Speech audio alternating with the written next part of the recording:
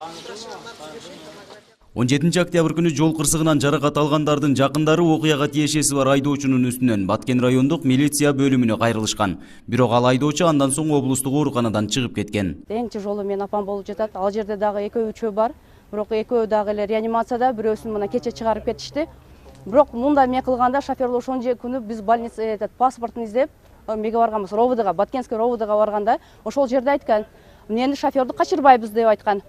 Бирок шофёрду качырбайбыз деп туруп, шофёрду качыра берген. Шофёрду эртеси күнү келип, достору, туугандары келишип, мына жерден алып чыгып кетти. Ал эми айдоочунун жакындары жабырлануучулардын ден соолугу үчүн жардам берип турушканын айтышууда. Ага карабай ачууга алдыргандар мындай жардамдан баш тартып жатышыптыр. 6 киши эмеге жаткандыгына биз ошонун 5өөсүнө чындыгында эме кылдык.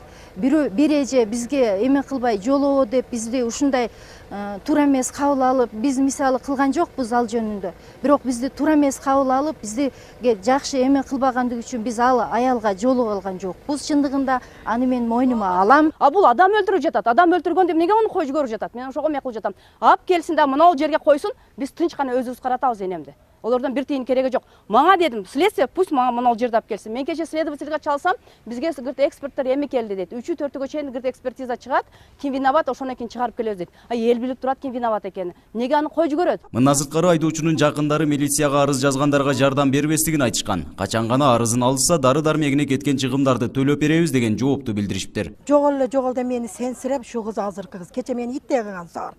Жогол, мен разы болсом берет үкеларым. Мен айтканым болот. Жогол, сен заявление жазгансың. Заявлениеңди кайтарып алсаң, анан төлөбүз сеникинен. О заявлениени кайтарып алыш осон эмес экен. Мен туура жазып койгонмун. Эрим келгени 2 күн болгондон кийин эриң түнү менен өлүп калат дешкен. Рас оорулашып кетти эрим. Милиция кызматкерлери жол кырсыгына себепкер болгон 2 айдоочу тең көзөмөлдө турганын билдиришти. Болгону экспертизанын жыйынтыгына ылайык жол кырсыгына күнөөлүү айдоочуга карата мыйзам чегинде иш алып барышат. Автотехникалык экспертизанын жыйынтыгы чыгышы менен алардын деле мыйзамдуу чечимдерин кабыл алабыз. Андан сырткары азыркы учурда ошол реанимация бөлүмүндө денесинен жаракат алып жаткан атуулдардын бир туугандары арыз менен кайрылышкан. Алардын арызын деле мыйзам чегинде карап, мыйзам чегинде чечим кабыл алып эме кылабыз. Эскерте кетсек, 17 октябрь күнү Ош-Баткен-Исфана жолунун 286 чакырымында 2 кичи автобус кагышып, бир адам окуя болгон жерде каза болгон. 25 адам денелеринен ар кандай жараат алышкан. Нургазы Жайнаков, 7 канал, Баткен.